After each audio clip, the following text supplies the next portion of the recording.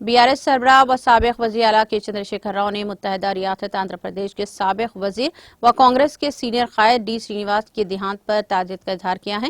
KCR نے D Srinivas کے اہل خانہ سے گہری ہمدردی کا بھی اظہار کیا ہے۔ واضح ہے کہ کانگریس کے سینئر لیڈر اور راجیہ سبھا کے سابق رکن نے ہفتے کی صبح 3 بجے حیدرآباد میں اپنی رہائش گاہ پر آخری سانس لی۔